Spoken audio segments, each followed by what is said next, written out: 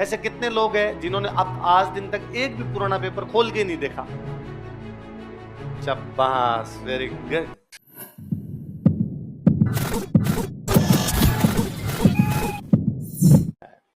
पुराने पेपर तो तुम देखते ही नहीं हो। देखते हो पुराने पेपर, ऑब्जेक्टिव सब्जेक्टिव दोनों? ऐसे कितने लोग हैं जिन्होंने अब आज दिन तक एक भी पुराना पेपर खोल के नहीं देखा? शाबाश, वेरी गुड। फिर ना तुम थोड़े दिनों में एक शिकायत करोगे दूसरी आके कि सर हम पढ़ते हैं, हमें पूरा याद है, फिर भी टेस्ट में नंबर नहीं आते,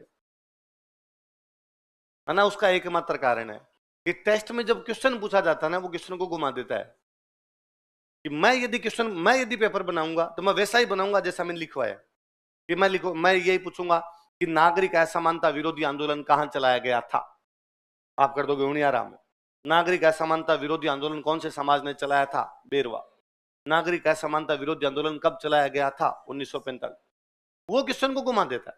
वो नागरिक की जगह कोई और शब्द लिखता है, वो असमानता को कोई दूसरा शब्द लिख देता है, और फिर आप कहते हो ये तो पढ़ाया नहीं था। जबकि आपका पुराना पेपर देखा होगा तो आप कहेगा ना यार बात ये सेम ही है, वो सर ने जो लिखवाई थी वो यही बात है, इसका आंसर ये है। इससे अपने दिमाग में अगर इस बात को ऐसे भी कहा जा सकता है।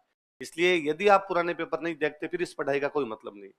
इसलिए दोनों, ऑब्जेक्टिव पेपर भी और सब्जेक्टिव पेपर भी आपने दोनों देने हैं। खाली प्री प्री थोड़ी पास करना है, मेंस देना है बस, तो फिर दोनों लिखे जाए, दोनों किए जाए। प्री में आरपीसी ने जितने आज दिन तक एग्जाम ले रखे हैं उन सब के क्वेश्चन, कि भाई राजस्थान जीके तो आरपीसी का हर एग्जाम में आता है। कंप्यूटर का पेपर ले तो राजस्थान जीके, डॉक्टर साहब का पेपर ले तो राजस्थान जीके, जयन अयन की वैकेंसी है तो राजस्थान जीके, मास्टरों के, थानेदार के, कांस्टेबल के कितने सारे एग्जाम होते हैं, सब में राजस्थान जीके है।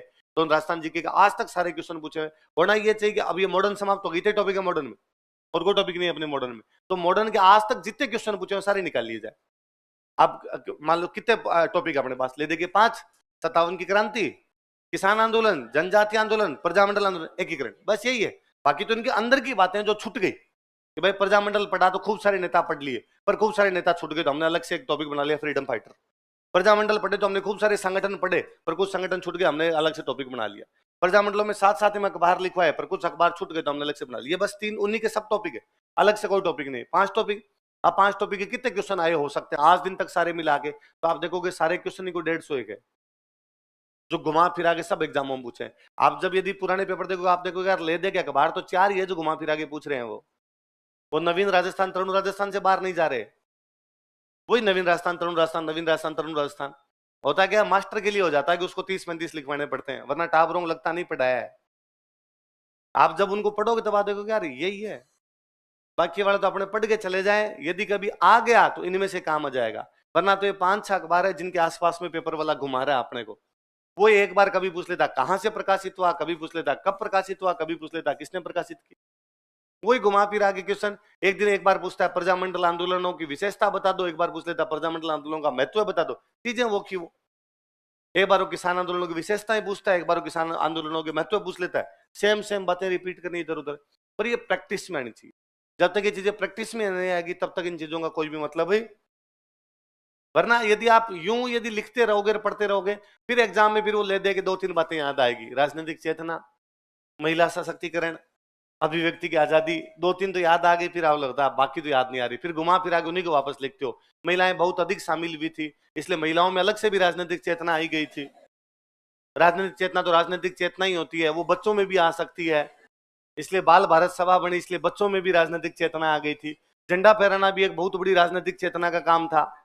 तो ले दे के ऊपर से नीचे तक चेतना ही चेतना फटकती है आपके, है ना, और कोई दूसरी चीजें दिखती नहीं।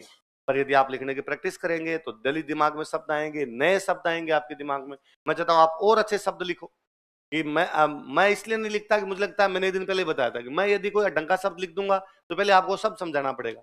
मैं प्रशस्त लिखता हूं, उसमें भी आप बोर्ड पे देखते हो क्या है, क्योंकि आपने पहली बार लिखा कि प्रशस्त नाम का भी शब्द होता है, कि लोकतंत्र की स्थापना का मार्ग प्रशस्त हो गया था। आपने और 2-4 अच्छे शब्द लिखो। आप लिखोगे तो आपके दिमाग में आएंगे शब्द। अखबार पढ़ोगे, कोई इधर उधर की बातें देखोगे तो 4 शब्द आएंगे दिमाग में, शब्द आएंगे तो अपने और लिखेंगे। आंसर की स्टाइल चेंज होगी, कैसे लिखना कैसे लिखना, भले बड़ी बात है। अब लिखो प्राचीन काल